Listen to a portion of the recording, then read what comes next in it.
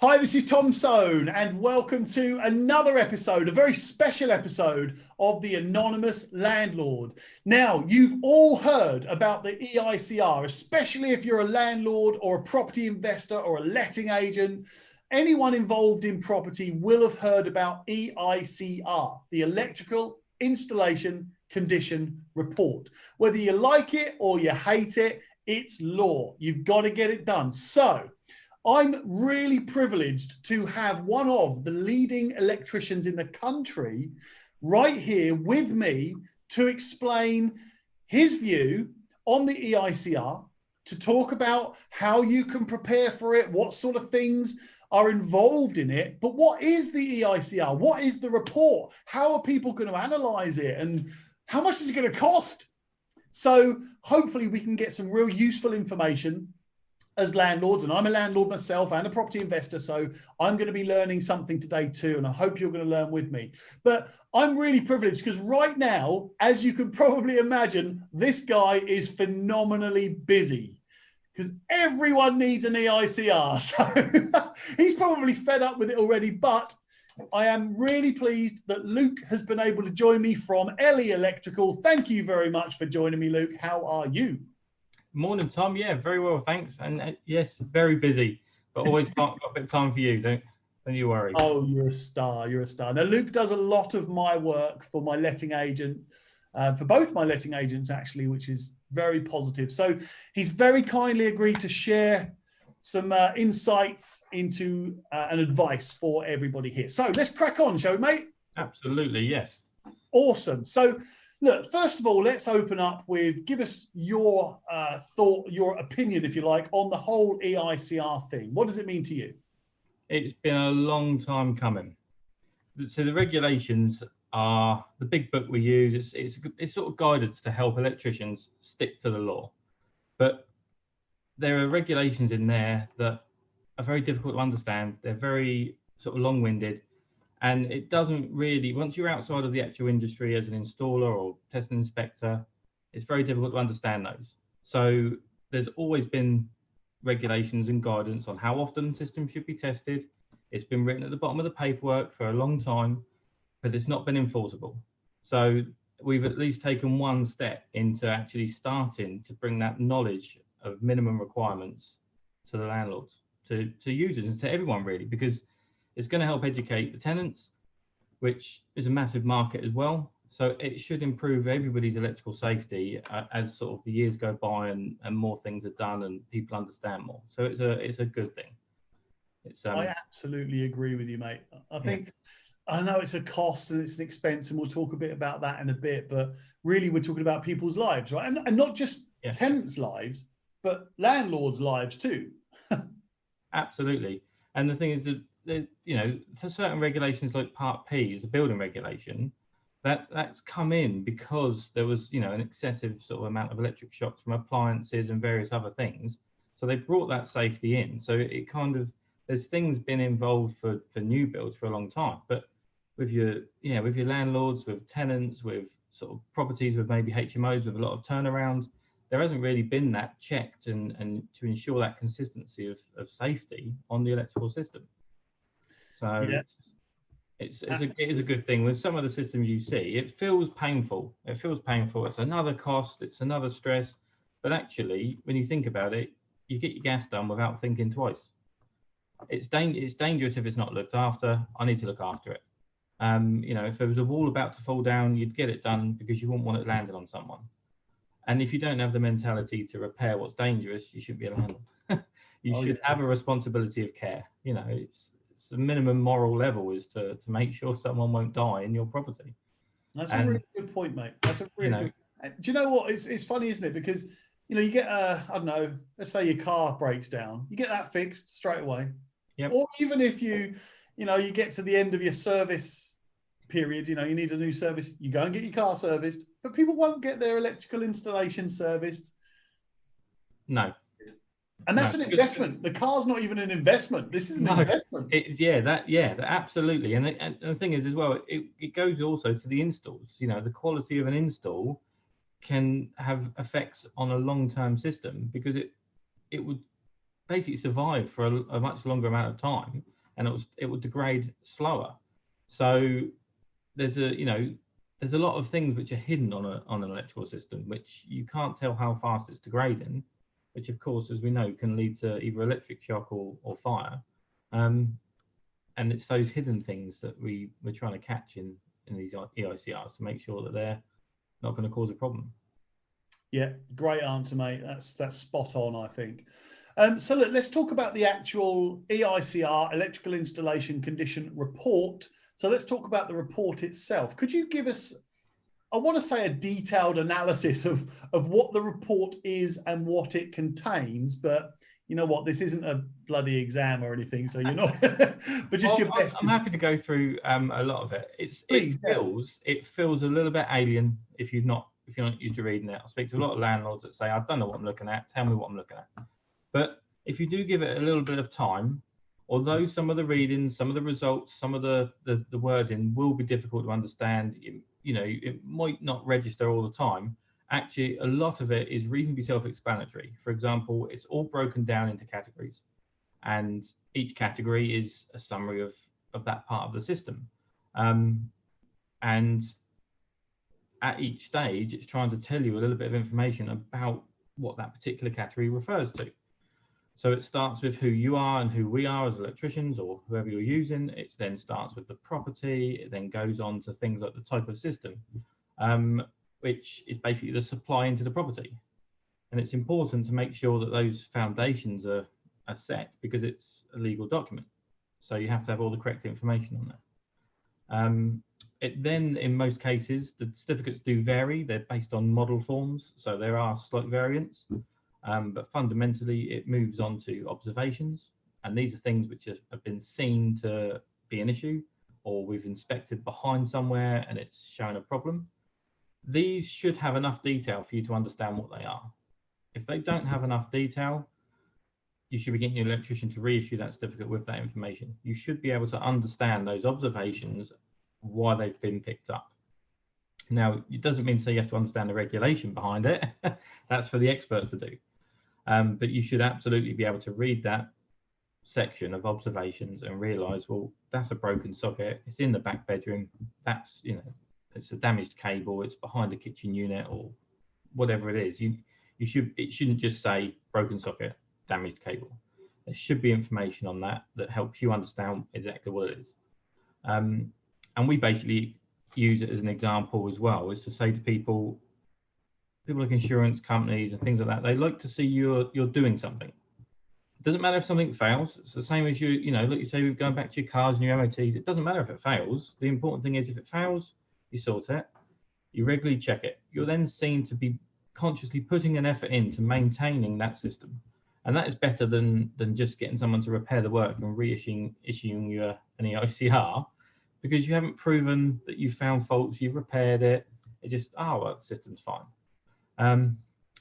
Moving on to the next section, you've got an itemized list of what's been inspected. Again, these vary. There's expanded versions, there's shorthand versions, but these are basically this is just a big checklist, and this is where you get your codes. So you might get an FI, which sometimes people call F1. It's not. It's FI for further investigation. It means we don't know enough about that particular thing. We have to look a little bit further to know whether it's a safe and it's a pass, or if it's not safe and it's a fail. You then go down the three main codes, which is a C1, a C2, and a C3. A C1 means it's dangerous now. You can put your finger in a hole. There's an exposed cable. There's something happening now, and you've got to do it quickly.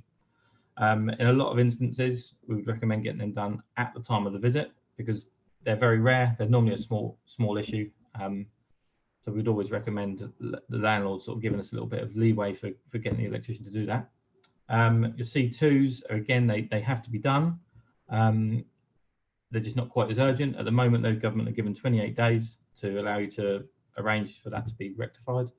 And then you've got C3s, which, like an MOT, is an advisory. There's an improvement that we can make. You're not under a legal obligation to improve that. It's not a direct safety concern, but there is a usability issue, or there is something that can be improved to the current standards.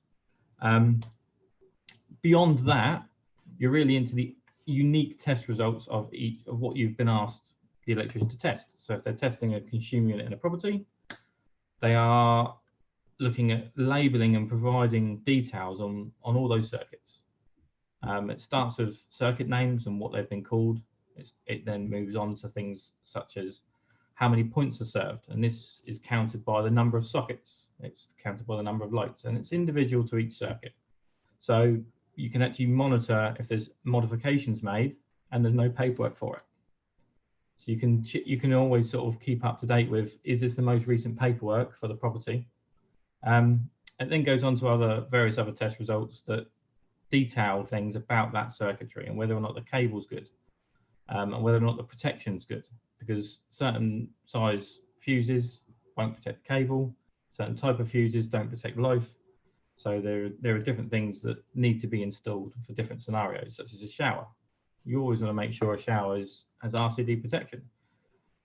You know, a standard fuse, a standard circuit breaker, it's there to protect the circuit. It's a circuit breaker. An RCD is there for life protection. So it's important that when you're in a scenario where life is more likely to be sort of harmed, is that you have that extra protection in place. I've gone on a bit, but there's a little bit of information about the certificate, and there's more to it than that as well. It can be broken down even more into the, you know, when you look at a cable, there's something called a resistance, and you want to make sure that's high enough so that you don't get a problem between the actual, you know, the live cables. And some of our tests actually test what's behind the scenes, because as that starts to degrade, as that insulation starts to degrade, that resistance basically goes down, and eventually, you know, your live, your neutral cable, or your line and neutral, it becomes a problem, and you start to get more high risk of fire and things like that. You get heat build up and stuff. So it's a lot of the tests are behind the scenes. They're not just a visual, oh, that light switch works. that's okay, that one looks all right. It's behind the scenes that ultimately we're testing, which is why it's so important to get this done, because almost anybody can check to see if a light switch has got a crack through it. But not everybody can check to see if the cable going to the light switch is still safe. Brilliant. I mean, that whole answer there, I mean, I can tell you're an electrician, because a lot of your mentality, right, needs to be, you know, it's a process of elimination, isn't it? You start here and you test this.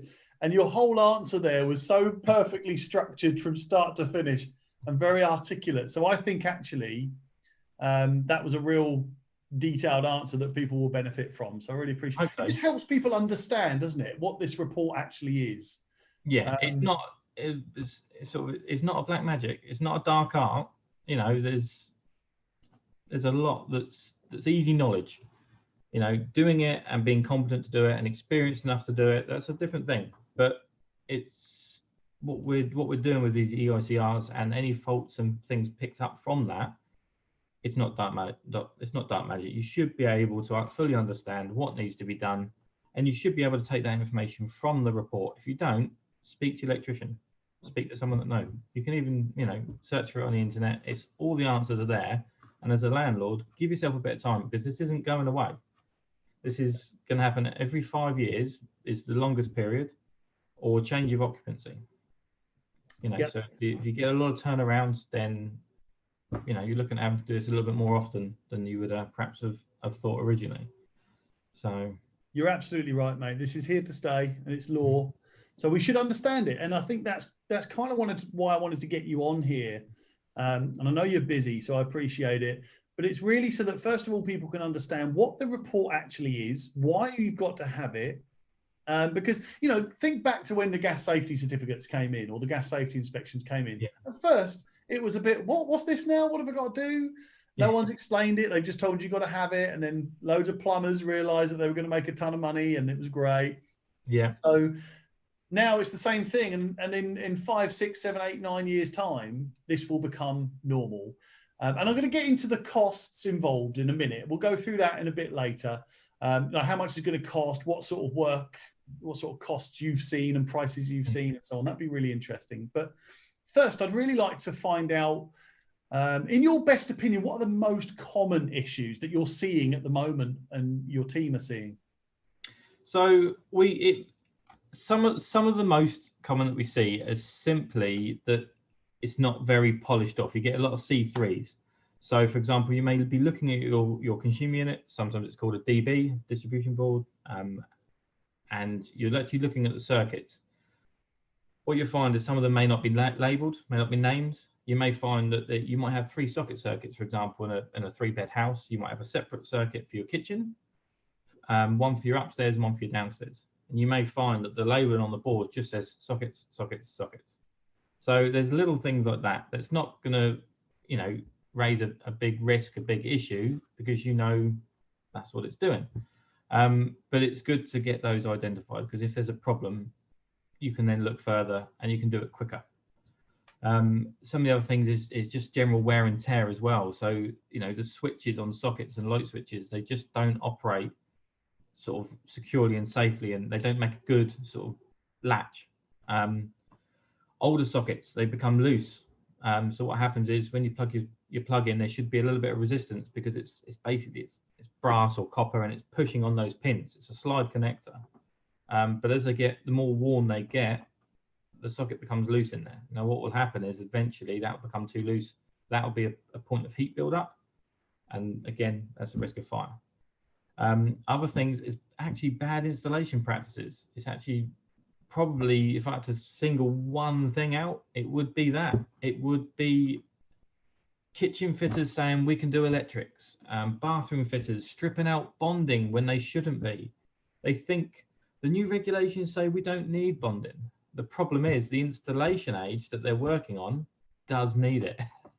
So they're refitting these bathrooms, they're taking out the cable for the scrapyard, and actually we're going in to check and we're saying it's failed. You've got, you know, your lighting circuit doesn't have RCD protection, or your shaver's sort of in the wrong position, or whatever they've done during the refurb. And they think, oh, we don't, you know, it's fine, it doesn't matter. Of course, when we're going in now and inspecting these, the landlords are going, well, it was new 5 years ago, or 10 years ago, or 3 years ago. And so yeah, bad installation practices is something that's very prominent, very prominent. You must have reputable. You must have quite a big problem in your industry with DIY electricians, like just homeowners and tenants and landlords that just go in and do some sort of fitting or do some sort of thing. It seems like you're plugging for work. Don't touch electrics. And you speak to some people, or don't touch, you know, gas and electrics. If I can't see it, it scares me. But there are some people that give it a go. And there is an element of, you want to give it a go, it's your house, that's fine. But the overspill is that work then becomes much more commonplace and is seemingly acceptable. And then the property gets sold, because there's nothing enforced at the moment for ensuring your electrics are safe before you sell a property, which is baffling. I think there should be minimum, but that's for another video. And it just overspills. So people can change sockets, light switches.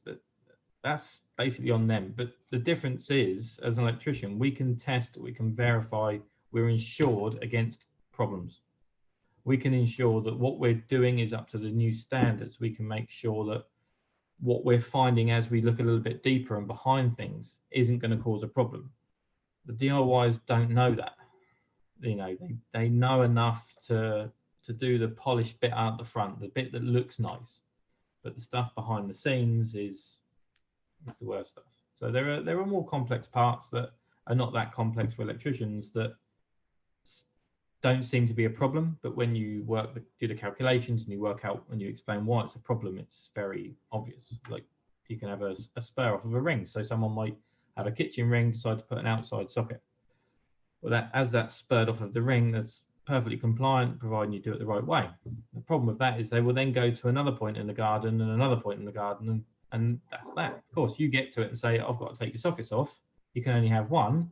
Or we've got to install, you know, we've got to step the fuse down. Oh, I can't, because I plug everything in at the end socket. And, you know, you just wish that they had used someone with qualifications and knowledge in the first hand, and you wouldn't have had to have had that conversation about that DIY work and things that they had done being such an issue when they think it's fine.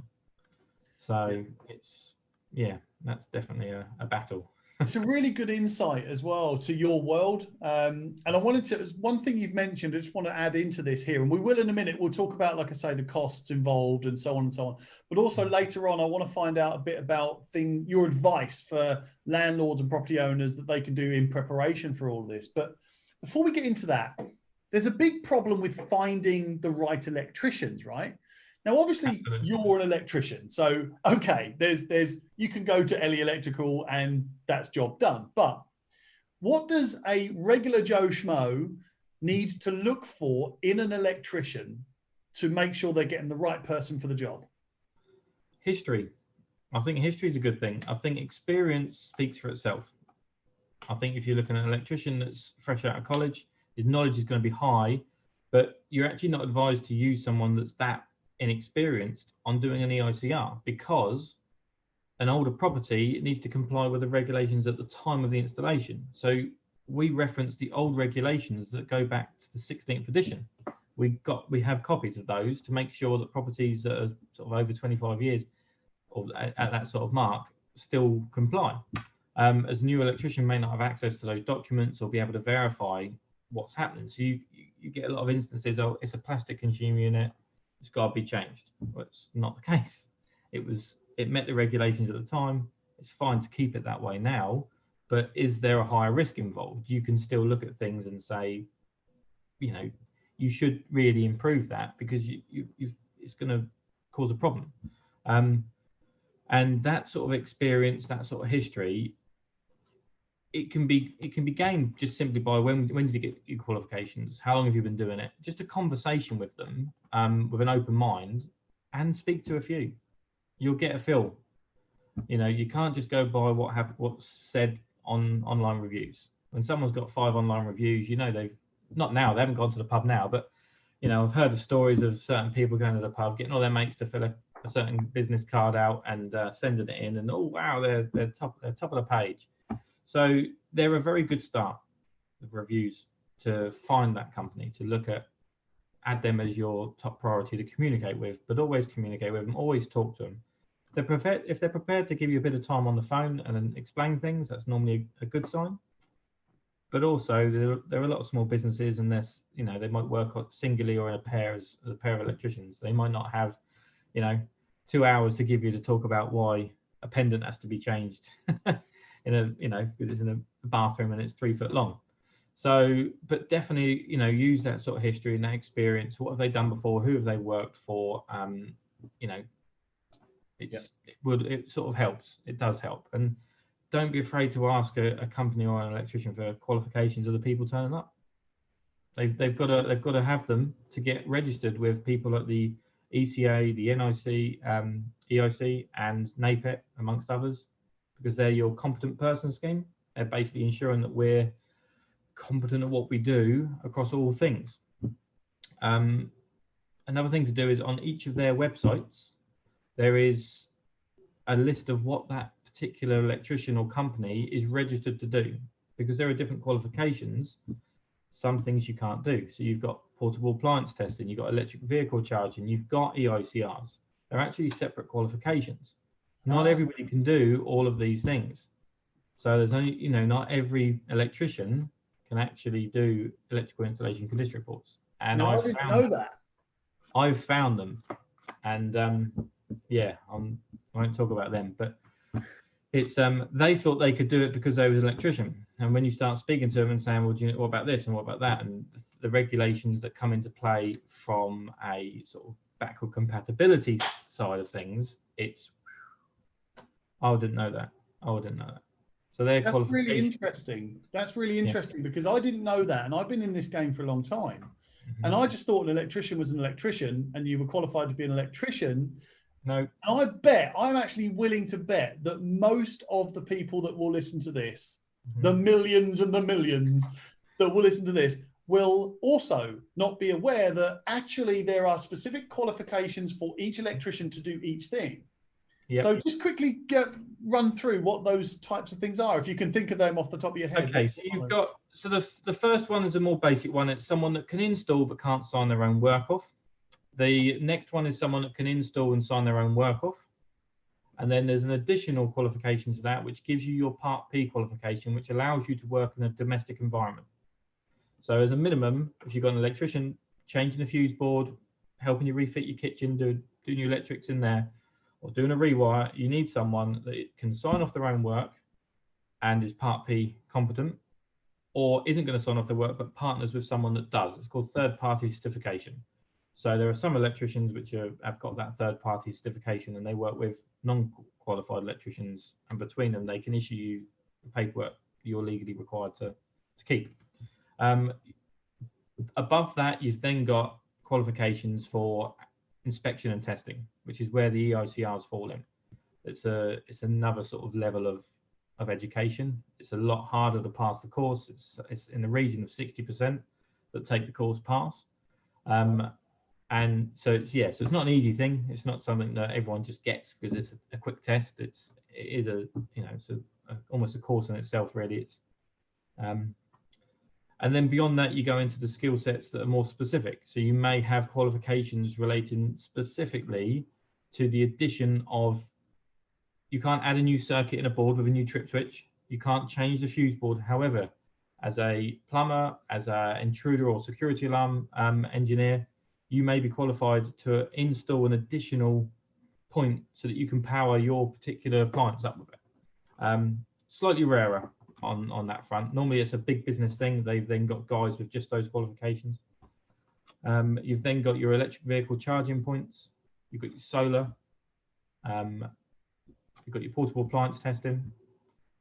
So all of those are defined courses, exams, and then certificates of qualification get issued on those.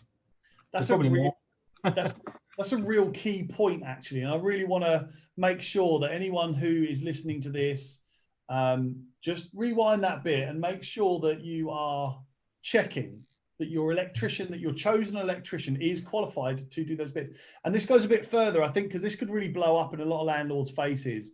Excuse the pun, but if you get an electrician, and this is just basic law, if you get an electrician out and they do some sort of EICR and they give you that, or they do any kind of installation that they're not qualified to do, and something goes wrong and the tenant is seriously injured in some way, then Mr. and Mrs. Landlord, that's on you because you instructed the contractor.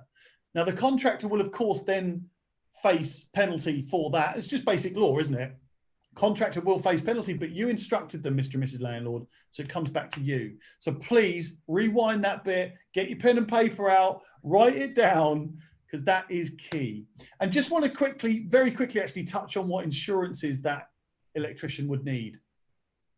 So first and primarily, any installation work or any significant work, you will always require public liability. It's just proven that you've left your tools out, someone's tripped over it, hit their head, and they've had to take 3 days off work. So you always need public liability as a minimum. But as a tester and inspector, you need personal indemnity. And this is basically, it covers things like you're going to do your best of your ability and you can't be held responsible for a product failure. And you can't be responsible for what you can't see, but you can have a very good educated guess that what you're doing and what your information you're handing over is as well-rounded and as complete as possible. And that personal indemnity is the insurance for that. And you should have that to do condition reports. That should be monitored by the CPS, by the competent person schemes, which is your NAPIT, your ECA, your NICIC, Alexa, those sort of things. So they should verify that internally in order for them to be a competent person. But it's easy to check. You know, Okay. Pretty much that's the only critical insurance. You may then have specifics. If the electrician is going to sign off fire alarms or do fire alarm test and inspecting, he may have a bolt-on that covers for that. Yeah. So it's you should always check. Great information. Great. I mean, this is like one of those episodes where, look, I get quite a lot of investors, a lot of landlords. I get a lot of different like finance guys and all that sort of stuff. But this is one of those episodes where it's a hot topic right now. Everybody's affected by it in this industry. Yeah. And mate, you're giving me gold here. This is absolute gold. So, right, I just wanted to work through some of the costs involved, right? We don't need to get into massive detail about each individual piece of work, but first of all, the EICR itself, there is obviously a charge for the EICR. What price ranges are you seeing at the moment in the industry? Huge. You've got, got guys out there for doing it for between 80, and I've got electricians that are really busy that won't take on anything less than 200 for a property. So it's a huge disparity, and you think, well, why? Well, the top end are just busy. They don't particularly want the work right now, because they've already got enough. Yeah. And if people are going to start paying that, then they're going to start dropping off the clients that are paying less and doing that. The people doing at 80, there's a question arises about how long they're spending there, and it could be as little as an hour.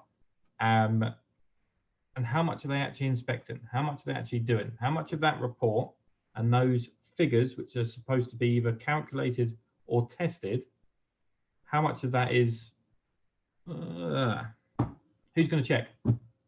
Yeah. And it's very then difficult. This is where trust comes into it. It's very difficult. You can't sort of tie everyone with the same brush. But that lower end, you've got to look at the hourly rate of an electrician as standard and assume, well, if he's spending less than 2 hours there, what is he checking? If you've got a 1-bedroom studio apartment, maybe even a 2-bedroom flat, it's doable within 2 hours. You get a percentage of socket fascias, light switches, lights down. You can inspect behind them. You can get all your tests done in that time. When you go more into a 3-bed house, or maybe even a flats with electric heating, there is more tests to do. There's more circuits to do. There's more paperwork to do, and really that price should be going up. And in somewhere in the region of between probably about 100 ex VAT for maybe a sole trader, up to maybe sort of 160 as a starting point for a business with multiple staff. I'd say that's really your window. Yeah. So sort of averaging sort of in the 120 to 160 probably for a limited company, because kit costs so much. There's not many electricians that aren't VAT registered. Who likes a VAT man? So that sort of window, and then obviously depends on them if you've got like agents and various things that obviously they've got to have certain costs taken into account, because they've got to verify the certificates. They're dealing with the electrician as well, and and everyone needs to make sure that it's sustainable. If you're going to be paying that sort of price, it's not a sustainable price. Is that electrician going to be contactable in 5 years? Are they going to be able to do the repair work? Are they are they reputable enough to be insured against for the So it's the lower end of what I'm seeing is a worry. Yeah, so me too. It's like it's the old MOT thing, isn't it? And I actually did a live broadcast about this last week, I think it was, about when you go for your EICR and you're looking for the lowest cost for the actual report, then it's the same as an MOT. You go to one of those garages where they say, we'll do you an MOT for £5 or 10 quid. Yeah. And miraculously, they find loads of stuff that they've got to do. Yeah. Because their entire business is built on them doing work to your car. And it's the same. I'm seeing this already. I think it's going to be a bit of a problem.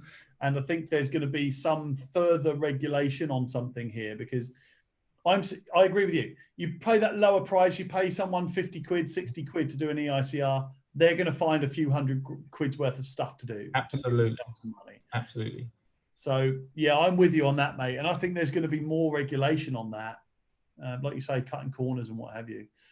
And the problem is it's the enforcing of it. It's the issue we're fighting in the industry, is what do you do about a cowboy? It is literally at a point which unfortunately is a trade thing. It's not just an electrical industry thing. You find bad work.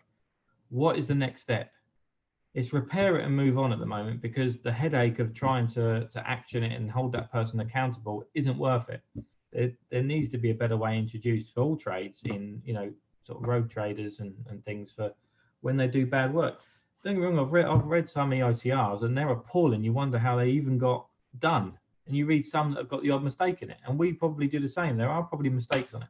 But there's a difference between mistakes made just because you've made a general human error, and I don't have long on this job. I've got to go. I won't test that. I'll make that bit up. I won't look behind there. And that's what you're ultimately saying. You're paying less, you're getting less, which means you're getting your bit of paper that may even say a pass. But there's a word you've got to look out for, or not a word, but 3 letters, LIM, lim, a limitation. If you're seeing that report and it's got lim written everywhere, that's because they haven't checked it. Brilliant. I mean, like I say, the reason I'm saying that this is all gold that you're giving me here is because it's so new to everybody, and people that will be listening to this need to understand. And so they need to know, look, if you've seen that report and it's got LIM written all over it, then it hasn't been checked, like you say. And now people know. People now know what qualifications they need to look for, what insurances they need to find, what prices they're going to pay. All right. Well, look. So, assuming then now they understand this, which is which is I am really appreciative for. What do you think landlords can do before the EICR? I guess to prepare and to do anything themselves to kind of improve their chances of a successful result. Yeah. So it's basically anything. There's no point getting too carried away. If you can look at your old fuse board and it's something out of the Ark, or it was, something spare left over from the Titanic. There's no point. It's at that age, it's going to fail on multiple things. But on newer consumer units that have been done maybe in the last sort of 15 years, you're going to expect a high level of pass rates or minor repairs. But visual, if you can look at something and you can see holes in things which come complete, usually, it means that hole's been put in it. If you can then put your little finger in, if there's holes in the top of your fuse board, it can't be. Again, test your sockets and switches. There's a brand called Socket and See. There's other test manufacturers such as Martindale, Fluke, Q-Tech, Mega. They do a plug-in tester, and it doesn't give you any readings. You plug it in and it gives you 3 little lights to tell you whether something called polarity is right. And that tells you that your live, your neutral, and your earth are actually wired the correct way around. That will also help you understand whether or not your socket is getting older and is loose, because as you wobble that, the lights will either stay on because you've got a good connection, or it will go on, off, because those little things will start to help you understand that accessories around the property are starting to become overworn and may need replacing. Again, exposed cables is a big thing on pendants. You look at that pendant, they've had a heavy chandelier, they've had a heavy lampshade on it, and that pendant has either stretched or it's become detached, and you can now see the blue and the brown live cables inside, and they're now exposed outside that fitting. But they're going to need to either fix them back up if it's fixable, the cable slightly shortening, or the pendant replacing if it's cracked or damaged. Little things like that you can keep an eye out for, but actually properly checking between tenancies, or doing your own inspections, so you know what you've got on your property, taking a conscious effort, or making a conscious effort I should say, to look at your electrical installation, and a folder on your computer. Put photos, put certificates, keep all the information in one place. Good idea. Really good idea. It's an easy point of reference then. It's electrical. Let me look in the folder. Very interesting. That's a good tip as well. I think a lot of people don't organize themselves, or if you're using a letting agent, then they should be doing all of this, right? Because the whole point, by the way, of this anonymous landlord movement, philosophy, whatever you want to call it, is I want to try and bring landlords away from the dealings with their properties. Because do you know what? I'd probably say if I went round and spoke to 100 DIY landlords, I would expect around 75% of them to not know the legislation, the most important legislation, the most important compliance processes and everything they need to do. I would expect 75% of them not to know, but they think they know. Yeah. And it's probably the same with this, which is why I'm so glad that you came on. But I just wanted to ask you actually I'm just going to chuck a question in here. Are electricians loving this? It is not an enjoyable job. Oh. It's very repetitive. You're going in job after job after job. It's very repetitive. But at the same time, there is an underlying sort of positivity, and that is that people are going to be more aware of the electrical systems in their properties, which means there is going to be a higher minimum standard, which means the better electricians, like myself, are going to be busier for longer. And the worse electricians should be starting to get weeded out, or they should start to improve the quality of what they're doing, which will ultimately benefit everybody. So it's a bit of a left hand, right hand. There's a lot of positives for us as electricians, but the actual electrical installation condition reports, it's very repetitive. It's the same thing. You go into a lot of people's properties, which of course in this pandemic is something that's taking extra precaution, and it's taking that extra sort of bit of thinking to consider. Do you know, I had an argument with a guy, this is going back a few months now. I spoke to a landlord. I can't remember how we got into the conversation now, but anyway, I'd said to him, hey, why don't you think about having an agent manage your property for you? And he said, no, I don't need that. I don't need that. So I said, all right, well, look, let's check just to make sure you've got the right stuff in place, and then you can go off and carry on being a DIY landlord. And I asked him, first thing I said, gas safety certificate. No, I don't need it. And I said, well, you do. It's the law. No, I don't need it. All my stuff's fine. You know, boiler's fine. Everything's fine. I said, no, it probably is, but you need it. It's law. And he said, nah. He said, if anyone bothers to come and catch me for that, then I'll deal with it then. And I said, well, no, because if something goes horribly wrong, then your tenant's seriously injured, then you could get seriously prosecuted for that. Nah, they won't get me for that, mate. No, you're exaggerating. So anyway, rather than getting angry about it, I left the call. And I just ignored it and said, all right, fine, see you later. But it's the same here, right? And I bet you're going to have landlords that say, no, everything's fine. I looked at it myself. That light switch works. And this, you know. Yeah. Student accommodation is one for that. Landlords get the HMO license. They do it. And because they're so involved in it, they then know everything. Yeah. And there are landlords that know a lot. But there's a difference between someone competent and non-qualified and someone competent and qualified. There's a reason they're holding that qualification, and it's accountability. And the law wants accountability. You can say you can install a system to exactly the same standard as me, but there's zero accountability on you. There's zero insurance, there's zero protection, and it's all about backside covering, isn't it? Let's face it. Yeah. The whole system is, if someone has the worst possible accident and you're stood in court, you've got no accountability. You can say, I might have been seen there, but I didn't do it. Yeah. From us, you're going to get your certificates, your paperwork, your invoices. You've got that evidence that it's nothing to do with you as a landlord, and it is to do with them as an installer. So that's often interesting. Is I've worked with 10 different electricians and they've all done it this way. And well, yes, there are different ways to do almost everything. You know, there's no two car brands that are exactly the same. You know, they've all got four wheels, they've all got a body, but the engines are all slightly different. You know, the decor is slightly different, and that's the same for the electrical industry. The foundations are the same, but beyond that, things are different.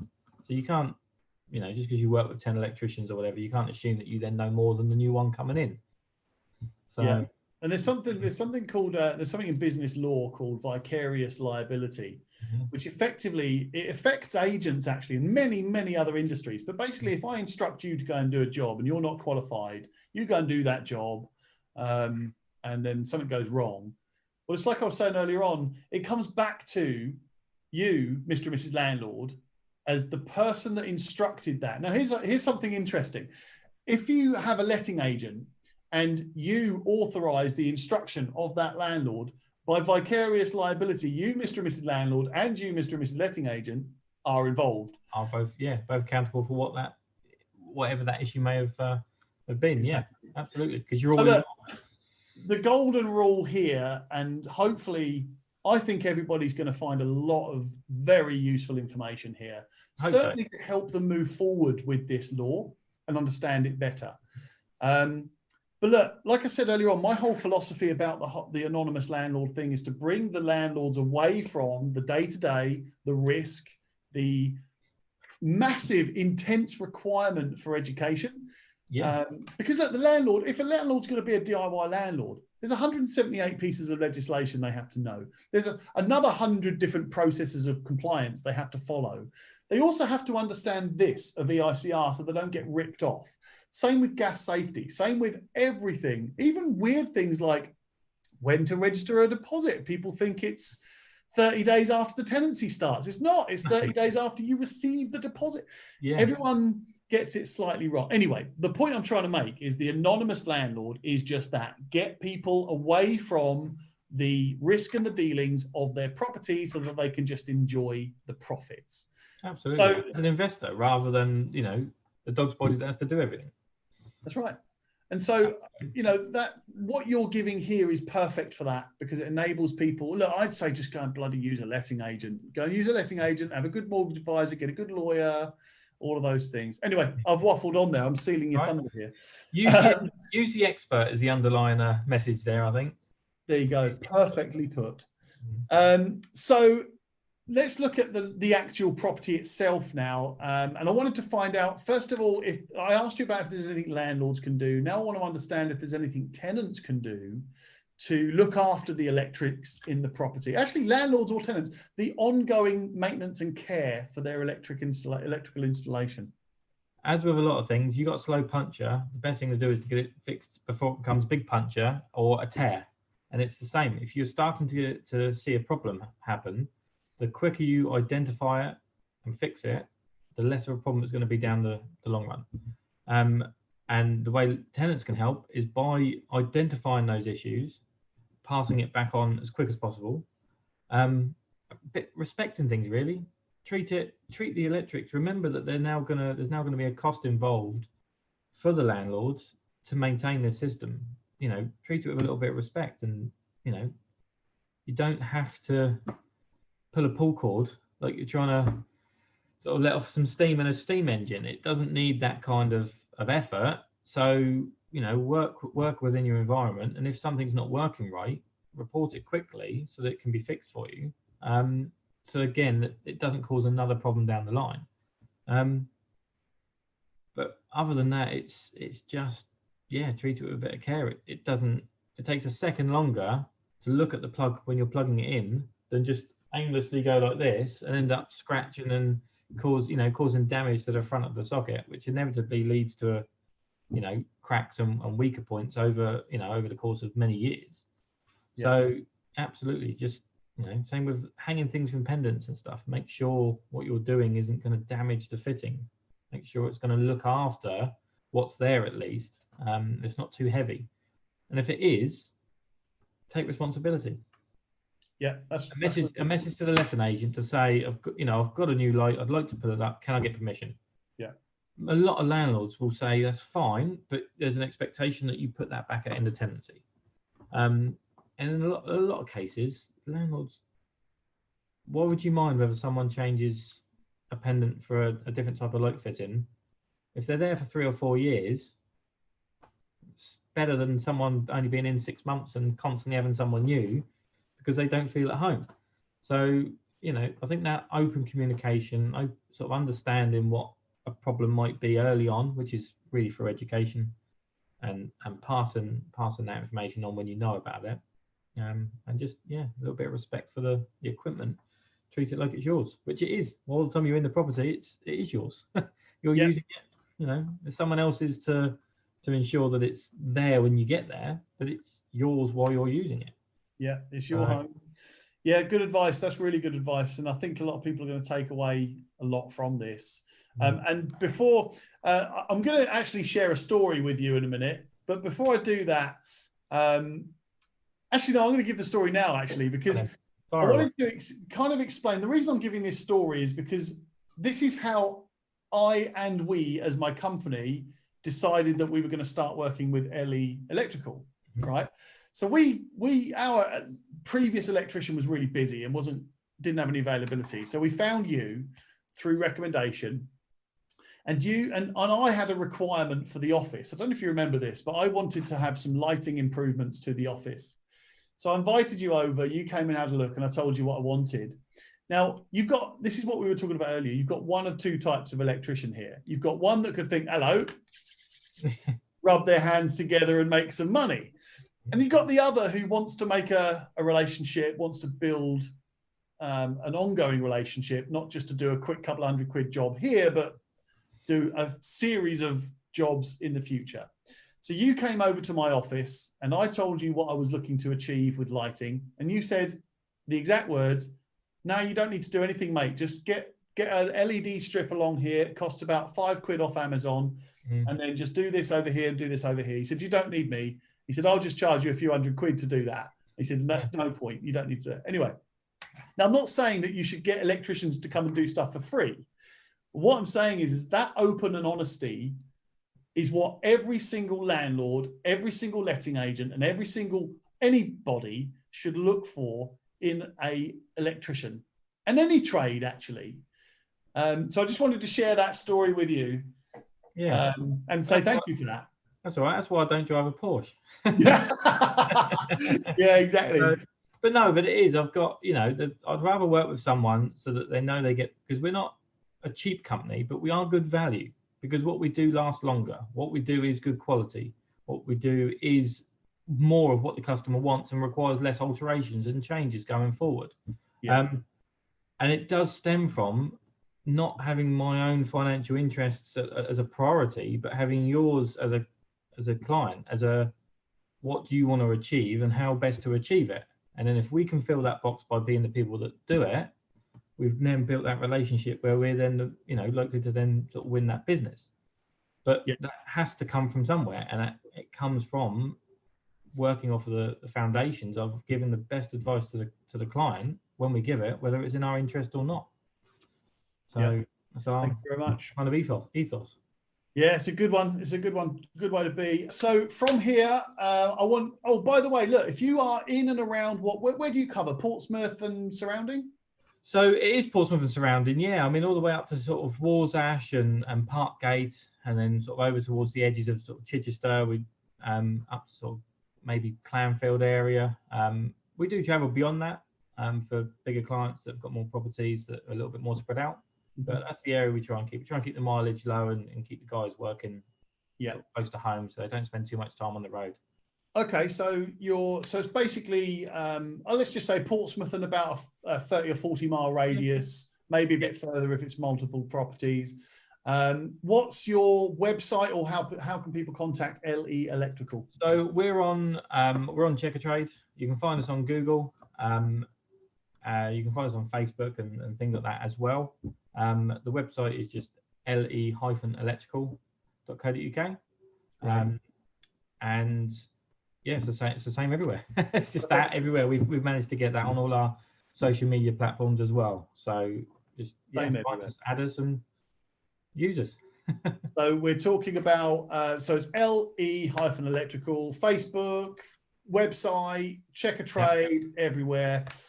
So look, let's wrap that up. I just wanted to say thank you ever so much for that absolute gem of an interview. So much information, so valuable, and probably second nature to you, but new and hot topic for everybody else. So thank you ever so much. And I just want to share with everybody and say, look, this is just one thing, right? And remember, to be the best version of yourself at one thing, you've got to be the best version of yourself at everything. My name's Tom Soane, and this is the Anonymous Landlord.